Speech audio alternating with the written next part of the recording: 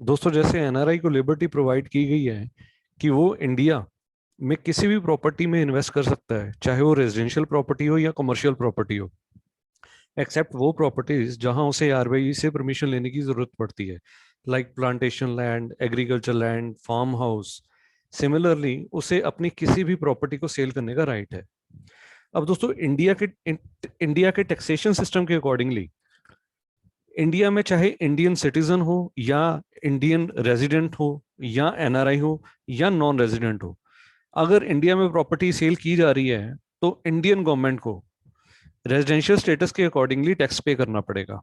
अब residential status कैसे find किया जाता है और एनआरआई को किस इनकम पर टैक्स देना पड़ेगा, ये सब कैलकुलेट होता है एज पर सेक्शन 5 और 6 ऑफ इनकम टैक्स एक्ट। दोस्तों, जब भी कोई पर्सन प्रॉपर्टी को सेल करता है तो as per income tax act उसे या तो शॉर्ट टर्म कैपिटल गेन होता है या लॉन्ग टर्म कैपिटल गेन होता है। शॉर्ट टर्म कैपिटल गेन का मतलब है, अगर property within 3 years sale कर दी गई है from the date of purchase, तो हमेशा शॉर्ट टर्म कैपिटल गेन ही एप्लीकेबल होगा, यानी कि जो टैक्स टैक्स पड़ेगा वो शॉर्ट टर्म कैपिटल गेन पड़ेगा। सिमिलरली दोस्तों, अगर प्रॉपर्टी 3 इयर्स के बाद सेल की गई है from the date of purchase, तो लॉन्ग टर्म कैपिटल गेन होगा। तो यहां पर फोकस करने वाला पॉइंट जो है वो है डेट ऑफ परचेज। अगर डेट ऑफ परचेज से within 3 years property sale की गई है तो शॉर्ट टर्म कैपिटल गेन होगा। अगर आफ्टर 3 इयर्स प्रॉपर्टी सेल की गई है तो लॉन्ग टर्म कैपिटल गेन होगा। दोस्तों, अगर एनआरआई चाहे तो वो ये कैपिटल गेन टैक्स या तो बिल्कुल भी ना पे करे या उसे कुछ हद तक वो अवॉइड कर सकता है। अगर एनआरआई प्रॉपर्टी सेल करने पर जो लॉन्ग टर्म कैपिटल गेन हुआ है वो as per section 54 of income tax act again property purchase कर ले, तो जिस वैल्यू तक की वो प्रॉपर्टी परचेज कर रहा है उस पर उसे टैक्स पे करने की कोई जरूरत नहीं है। आइए इसे हम कुछ एग्जांपल्स के पॉइंट ऑफ व्यू से समझते हैं। तो एग्जांपल नंबर फर्स्ट है, मिस्टर एक्स ने एक प्रॉपर्टी सेल की जिसकी वैल्यू थी 20 लाख रुपए, और उसने उस 20 लाख रुपए में से एक नई प्रॉपर्टी परचेज कर ली 12 लाख रुपीज की, 12 लाख रुपए की।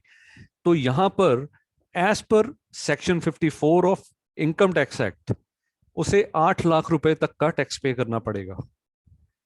पॉइंट नंबर सेकंड, यानी example number second, what if he invest 20 lakh rupees, यानी कि उसने एक प्रॉपर्टी सेल की थी 20 लाख रुपीज की और दूसरी जो प्रॉपर्टी नई परचेज की है उसकी भी वैल्यू 20 लाख रुपए तक की है, तो यहां पर टैक्स उसको कितना पे करना पड़ेगा? तो दोस्तों, यहां पर उसे टैक्स बिल्कुल भी पे नहीं करना पड़ेगा, क्योंकि जितना उसने कमाया प्रॉपर्टी को सेल करने पर उसने सारा का सारा ही इन्वेस्ट कर दिया एक नई प्रॉपर्टी परचेस करने पर। तो इस केस में उसको कोई टैक्स पे करने की जरूरत नहीं है। अब हम चलते हैं एग्जांपल नंबर थर्ड पर, what if he invest 24 lakh rupees, यानी कि एग्जांपल फर्स्ट के अकॉर्डिंगली अगर मैं कंपेयर करूं एग्जांपल थर्ड को, तो फर्स्ट एग्जांपल में उसने 20 लाख रुपए की एक प्रॉपर्टी परचेज की थी। अब एक नई प्रॉपर्टी जो परचेज कर रहा है वो 24 लाख रुपीज की वो परचेज कर रहा है। इट मीन्स कि जितना उसको उस गेन हुआ था, लॉन्ग टर्म कैपिटल गेन हुआ था, वो उससे ज्यादा इन्वेस्ट कर रहा है। तो यहां पर उसे कितना टैक्स पे करना पड़ेगा? तो दोस्तों, यहां पर भी उसे कोई टैक्स पे करने की जरूरत नहीं है, क्योंकि वो जितना उसने कमाया, जितना लॉन्ग टर्म कैपिटल गेन उसको हुआ था, उससे ज्यादा वो इन्वेस्ट कर रहा है।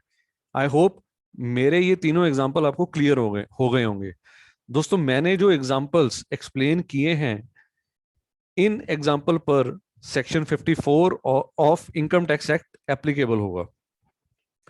आई होप आपको मेरा ये वीडियो एक वैल्यू एडिशन लगा होगा आपकी नॉलेज को अपडेट करने के लिए।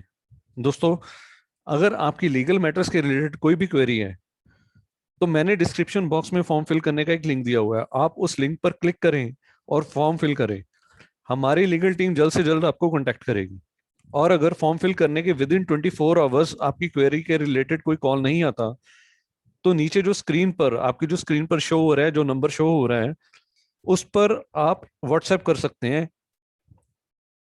अगर आपको मेरा ये वीडियो अच्छा लगा है तो काइंडली लाइक एंड शेयर करें इस वीडियो को, और मेरे चैनल को भी सब्सक्राइब जरूर कर लें। Thank you so much.